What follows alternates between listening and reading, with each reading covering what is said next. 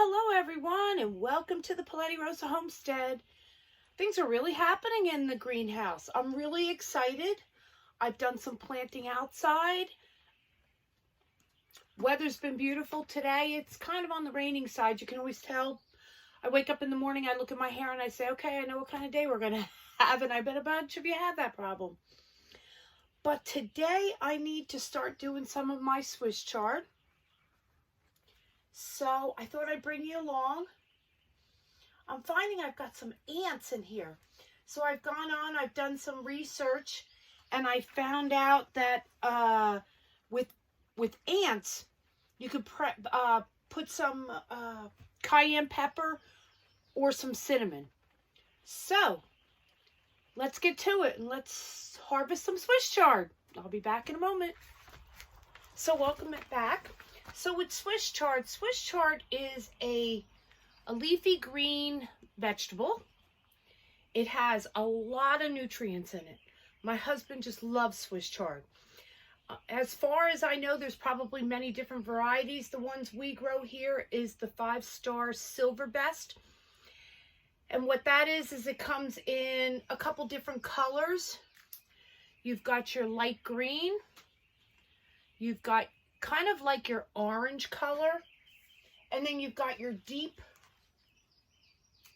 red color. And then I do Vulcan Swiss chard. Vulcan Swiss chard is a very, very dark red. We like both of them. And I use these little shears to cut them. And when I cut them, I try to cut them so that I don't get a lot of the stem. Let me show you one that I could do that would have, see that? It's got a lot of stem. The stem part isn't the greatest to eat. I'm not saying it's not healthy, but I just cut some of that stem off. And what I'm doing this year, and I've already done it on some of them, I'm canning it. So what you do with that is you cook it, get it 3/4 of the way cooked. And then put them in canning jars.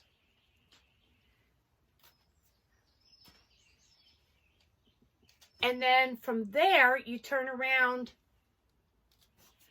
and you put them in a pressure cooker. They must be pressure cooked. And the reason why is because there's no acidity in it. Acid. So it must be pressure canned. A little dirty too. See what the ants are doing?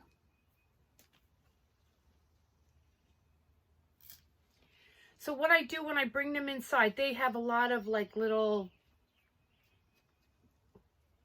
dirty things on them. So what I'll do is when I bring them inside, I will take them and I will put them in a sink that's totally cleaned. Something I learned a while ago is you add some salt to your water, and if there are any bugs, the bugs will die off with the salt water. Don't know if that's true or not, but I've talked to a lot of people, and that's what a lot of people do.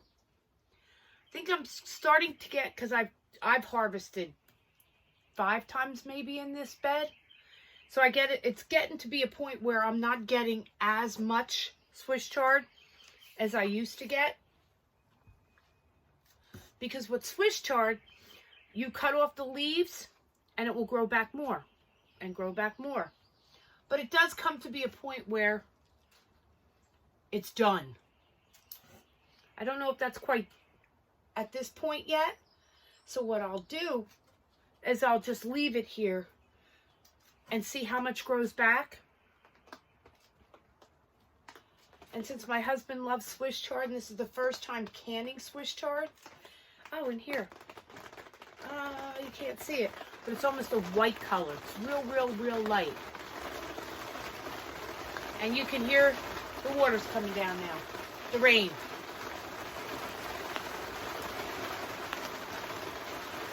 Ooh, and I have a slug in here. Aha! I don't know if you can see it, but he's a little sluggy guy. That I do not want in here. I don't want them in my garden. I don't want them in my greenhouse. Ugh. Slugs of anything green.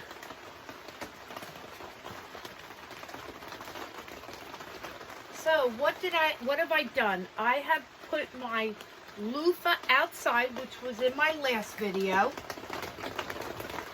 and it's doing fantastic. It's actually climbing up the fence now. Now you would think it's raining in here because of all the condensation.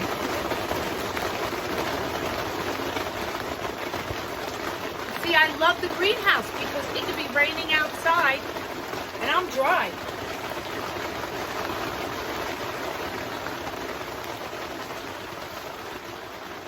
So is everybody feeling the pain like we are here in Southwest Virginia with gas? I hear, because my daughter lives in New Jersey, and they're worse than us. Here we're ranging. Oh. See, I don't know if you can see it. I'll bring it up as close as I can. But there's all little white things all on the leaf right there. And those white things we're going to get off when we put them in the salt water.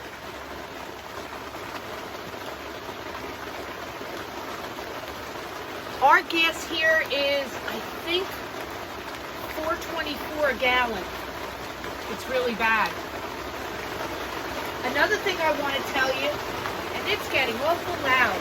Hopefully you guys can hear me.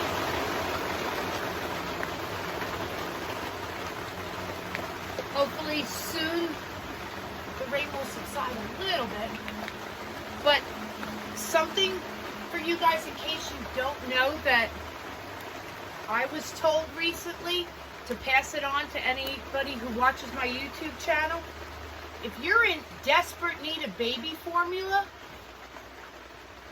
that goat's milk is the next best thing. It's almost like a mother's milk. I never knew that. And something neat that's going to be happening to our homestead here is we are going to be a true homestead in a few weeks. And you're thinking to yourself, why is that? You guys grow so many vegetables and herbs and stuff like that. Because we're getting baby chickens. Oh, and look at that little guy on the plant. I guess that's a worm. Huh.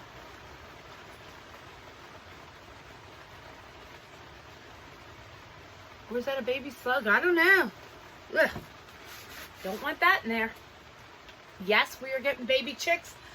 We went out and we bought all the material needed to build a chicken coop. And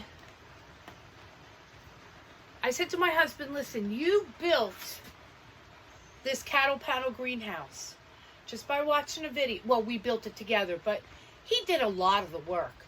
I was just the support person. I was just the gopher.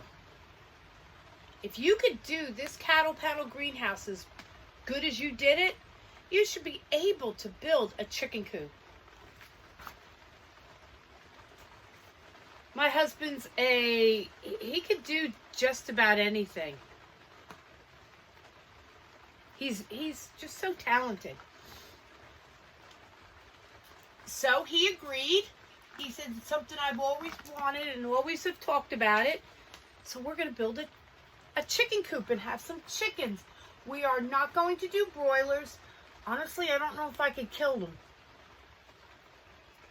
I give credit to those people that can. I don't think I can. So we are going to do egg laying. So I'm excited.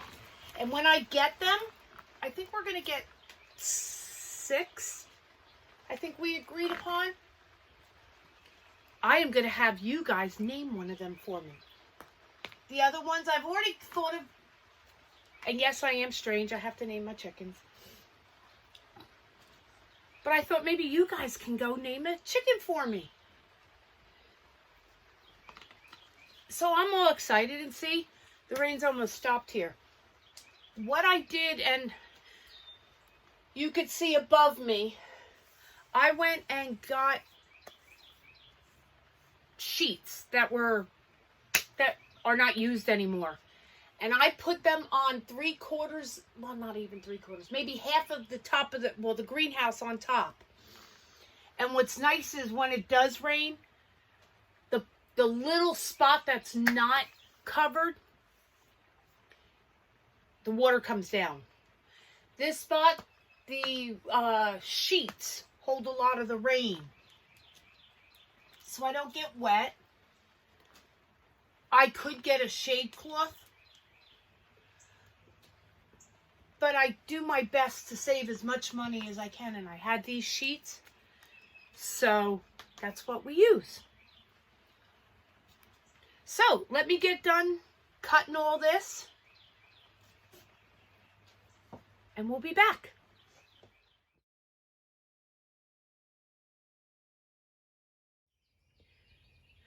Okay, I just cleaned out that one bed, and I got a pound of Swiss chard with one bed. Look how nice and clean it looks. I'm hoping it produces more. Like I said, I've already done it like 4 or 5 times. Now I am going to start working on that bed. And since it's beautiful out, I think I'm going to take you a walk outside and let you see the loofah. So in case you watched that other video, you'll get to see what the loofah looks like in the ground and how beautiful it looks. Look at these mountains. Aren't they just gorgeous right now? All the leaves, the green. So pretty.